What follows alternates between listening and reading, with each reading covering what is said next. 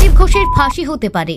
আরজিকর মামলায় জামিনের আর্জি খারিজ করে বলেছে আদালত, আরজিকর হাসপাতালের প্রাক্তন অধ্যক্ষ সন্দীপ ঘোষের বিরুদ্ধে যে সমস্ত অভিযোগ রয়েছে তা মারাত্মক, সব প্রমাণ হলে তার ফাঁসি হতে পারে। সূত্রে খবর, সন্দীপ ঘোষের জামিনের আর্জি খারিজ করে এমনটাই পর্যবেক্ষণ শিয়ালদহের আদালতে। টালা থানার ওসি অভিজিৎ মণ্ডলেরও জামিন আর্জি খারিজ হয়েছে। তাদের 30 সেপ্টেম্বর পর্যন্ত বিচার বিভাগীয় হেফাজতে পাঠানো হয়েছে। হাসপাতালে আর্থিক দুর্নীতির মামলায় প্রথম গ্রেপ্তার হয়েছিল সন্দীপ ঘোষ, তারপর তাকে মহিলা চিকিৎসক ধর্ষণ খুনের ঘটনাতেও গ্রেপ্তার করে সিবিআই। সূত্র মারফত জানা গেছে, এই মামলা শুনানিতে আদালতের পর্যবেক্ষণ দুজনের বিরুদ্ধে যা অভিযোগ উঠেছে তা মারাত্মক। সব অভিযোগের প্রমাণ হতে তাদের মৃত্যুদণ্ডের সাজা পর্যন্ত হতে পারে। সিবিআইয়ের এই দুজনকে গত 25 সেপ্টেম্বর আদালতে হাজির করিয়েছিল। সন্দীপ এবং অভিজিতের সামাজিক যে অবস্থান তাকে গুরুত্ব দিয়েছে আদালত। পর্যবেক্ষণে বলা হয়েছে, অভিযুক্ত একজন ডাক্তার এবং একজন পুলিশ ছিলেন।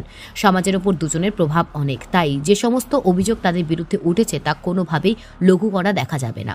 সমস্ত প্রমাণ মিললে তাদের ফাঁসি হতেই পারে।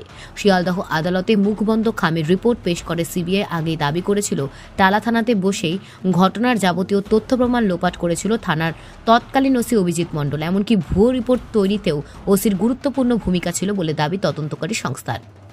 সেদিন আদালত চত্বরে উই ওয়ান্ট জাস্টিস স্লোগান ওঠে। সন্দীপ এবং অভিজিতের কঠোর শাস্তির দাবিও তোলেন আইনজীবীদের অনেকে।